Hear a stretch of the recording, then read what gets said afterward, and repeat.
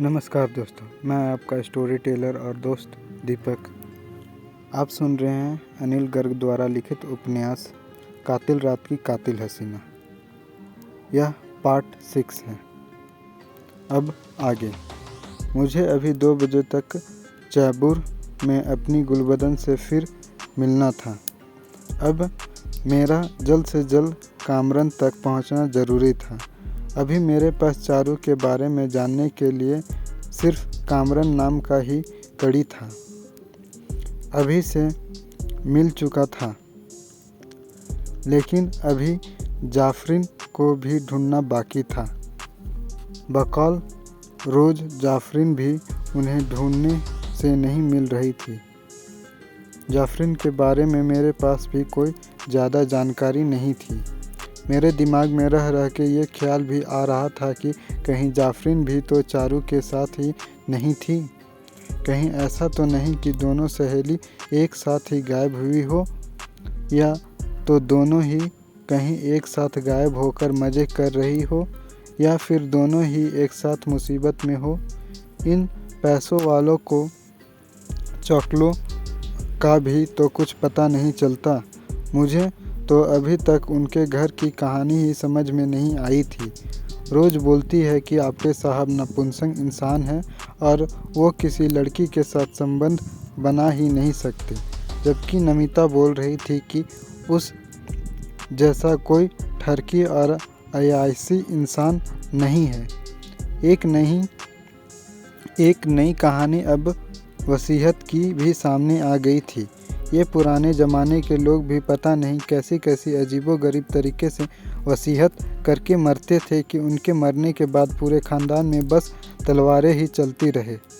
खैर, वसीयत देखने के बाद ही अब इस पूरे घाल मेल के बारे में पता चलेगा।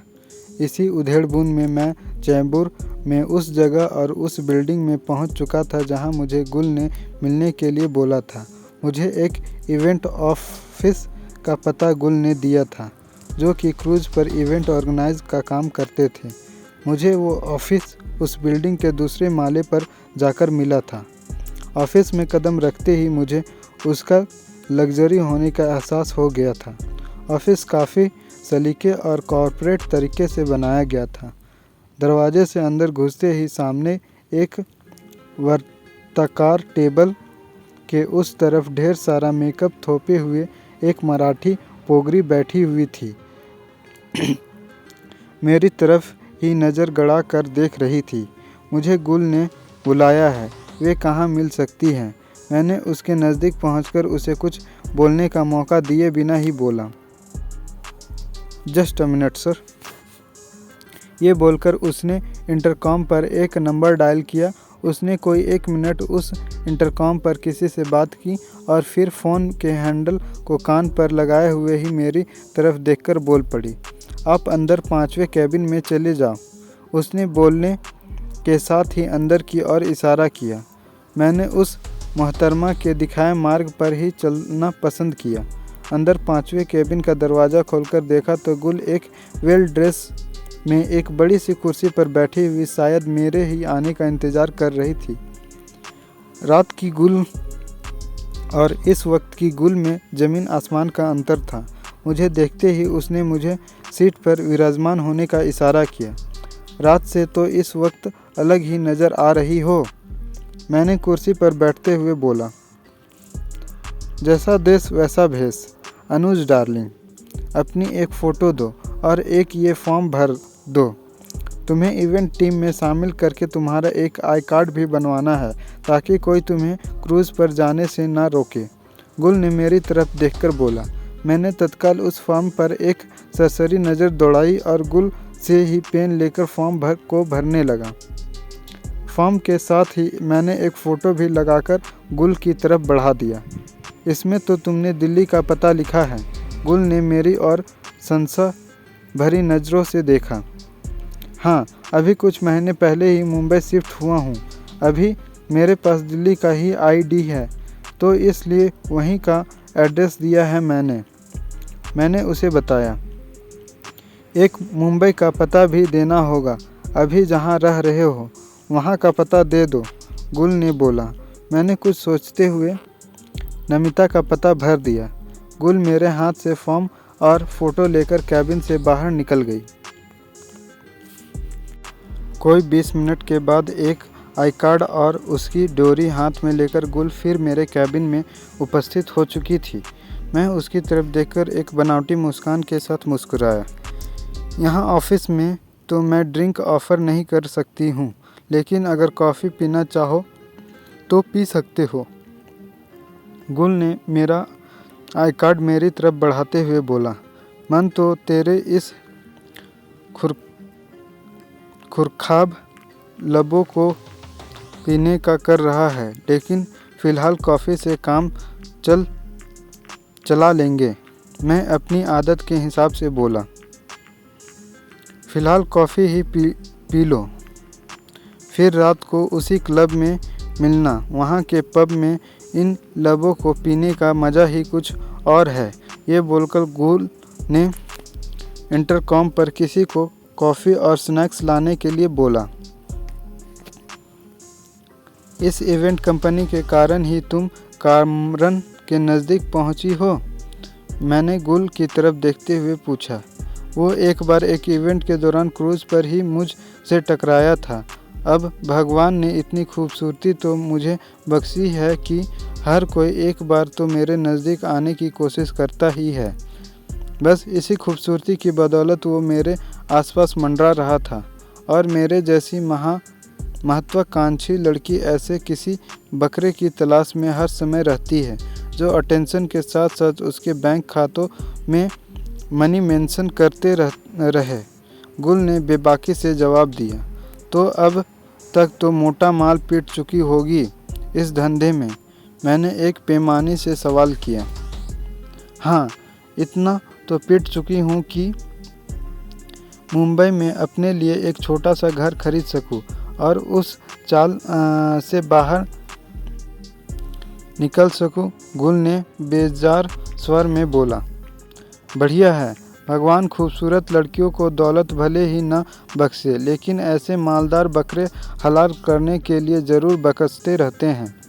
मेरी बात सुनकर गुल लोलहाट होकर हंस पड़ी थी। उसी वक्त एक लड़का हाथ में कॉफ़ी की ट्रे और कुछ स्नैक्स लेकर टेबल पर रख कर चला गया था। किसी जाफरीन नाम की लड़की को जानती हो? वो भी चारू की काफ़ी अतरंग सहेली थी। वो भी उसी दिन से गायब है जिस दिन से चारू गायब है। मैंने कॉफ़ी के पहले घूंट के साथ ही अपनी बात को हल्के से सरका दिया था। गुल ने एक भरपूर नज़र मुझ पर डाली, फिर हल्के से मुस्कुराई। काफ़ी धीमे धीमे अपने पत्ते खोल रहे हो अनुज डार्लिंग। एक ही बार में बता दो कि मुझसे चाहते क्या हो।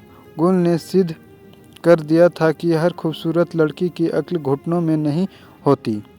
मैं चारू को ढूंढने की हर संभावना कोशिश करना चाहता हूँ।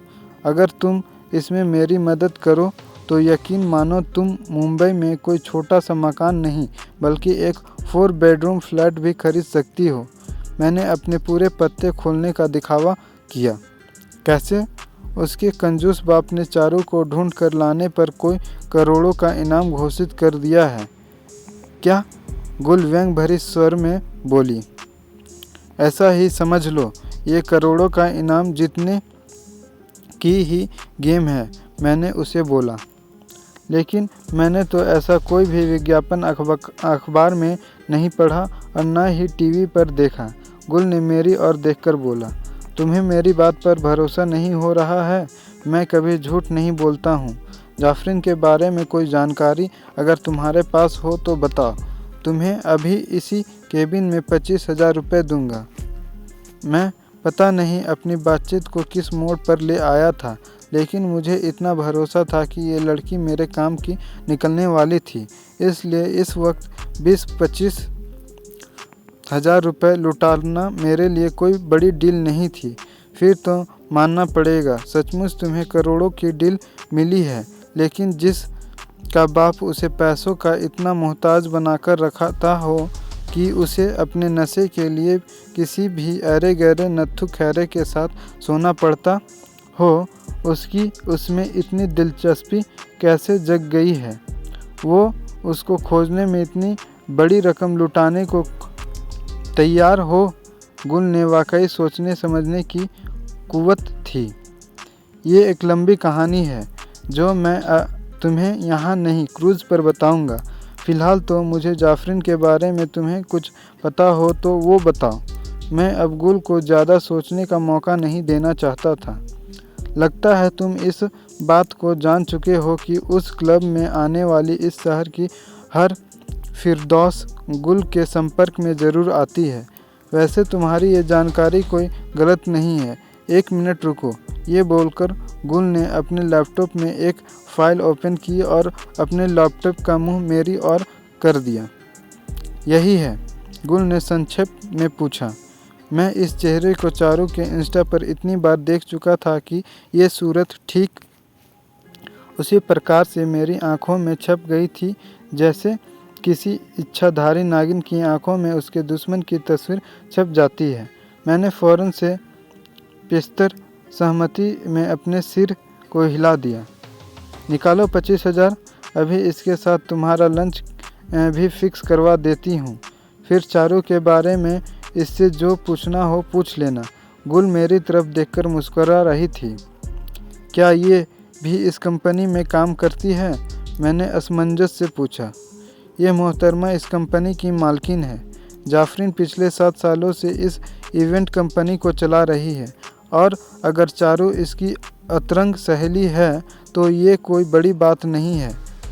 अक्सर एक पैसे वाली लड़की दूसरी पैसे वाली लड़की की दोस्त बन ही जाती है। फ़र्क बस इतना है कि चारू को दौलत ख़ानदानी विरासत में मिली है और जाफरीन ने ये दौलत अपनी मेहनत और अपने बलबूते पर कमाई है। गुल नॉन स्टॉप जाफरीन के बारे में बोलती चली गई। दूसरे शब्द में कहे तो जाफरीन का हाथ कतई चारू के गायब होने में नहीं हो सकता है। मैं गुल की बातों का लबोलुबाब समझते हुए बोला। जब तक कि उन दोनों के बीच किसी दुश्मनी की कोई खबर सामने न आई हो। गुल ने मेरी ओर देखकर बोला। तुमने कभी जाफरीन और चारू को एक साथ देखा है? मैंने जिज्ञासावश पूछा। कम से कम उस घटिया क्लब में तो नहीं देखा। और पिछले संडे से मैडम मुंबई से मालदीव जाने वाले क्रूज़ पर थी, एक इवेंट की वजह से। गुल ने बताया। तुम्हारी कंपनी गोवा के अलावा मालदीव तक के ट्रिप में क्रूज़ इवेंट के आयोजन करती है? मैंने फिर से पूछा। हाँ, मालदीव का ट्रिप 7 दिन और 8 रातों का होता है जिसमें हर किस्म की मस्ती होती है। ये बहुत बड़ा धंधा है। आज की तारीख में हम 1000 करोड़ से ऊपर का सालाना धंधा सिर्फ इवेंट के जरिए करते हैं। गुल ने मेरी ओर देखकर बोला। मैंने आश्चर्य भरी निगाहों से गुल की तरफ देखा। इस वक्त जाफरीन ऑफिस में ही है? मैंने गुल से पूछा। अभी घंटे भर पहले तक वे यहीं थी। अभी कल के क्रूज़ इवेंट के काम से बाहर गई है। लेकिन घबराओ मत, मैं जाफरीन से तुम्हें जब चाहोगे तब मिलवा दूंगी। गुल की बात सुनकर मैंने राहत की सांस ली। गुल ने बड़ी आसानी से मेरी कुछ मुश्किलों का आसान कर दिया था। अब मेरा गुल को अपने साथ बनाए रखना था, क्योंकि मेरा अंदाज़ा बिल्कुल सही था कि ये लड़की मेरे लिए काफ़ी काम की साबित होने वाली थी। मैंने अपनी जेब से उस लिफाफे को निकाला जो मुझे नमिता के फ़ी के रूप में बतौर पेशगी दी गई थी। मैंने खुद भी अभी तक उस लिफाफे को खोल कर नहीं देखा था।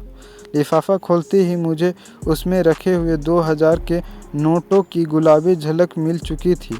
मैंने उन नोटों में से 2000 के 13 नोट गिने और उन्हें गुल की तरफ बढ़ा दिया। लो, 1000 ज़्यादा है, मैंने गुल को बोला। तुम सीरियस हो? मैं तो मजाक समझ रही थी। गुल ने उन पैसों की तरफ अभी तक हाथ अपना नहीं बढ़ाया था। लेकिन मैं पैसों के मामले में मजाक नहीं करता हूँ। जो कहता हूँ वो करता हूँ। मैंने उन पैसों को उसके सामने रखते हुए कहा। लेकिन मैंने ऐसा कुछ नहीं किया जिसके लिए तुम मुझे इतने ज़्यादा पैसे दो। गुल ने मेरी ओर देखते हुए कहा। इस बात को तो मैं जानता हूँ कि तुमने मेरे लिए क्या किया है। गुल, मैं अभी चलता हूँ।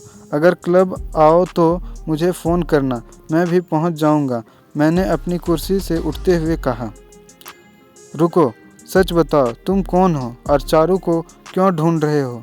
मैंने पहले ही बताया था कि गुल बहुत समझदार लड़की है और वो मुझे तुरंत भांप लेगी, लेकिन मुझे कल रात से अभी तक एक बार भी नहीं लगा था कि उससे मुझे कोई खतरा हो सकता है। वो बस अपनी ज़िंदगी को एंजॉय करने वाली एक हरफनमौली लड़की थी। शाम को क्लब में मिलोगी, तब इस बारे में बात करेंगे। अभी बहुत ज़रूरी मुझे किसी से मिलना जाना है। मैं ये बोलकर उसके जवाब को सुने बिना ही कैबिन से बाहर आ गया था। मुझे पक्का यकीन था वो मुझे तब तक देखती रही होगी जब तक मैं उसकी निगाहों से ओझल नहीं हो गया होऊंगा।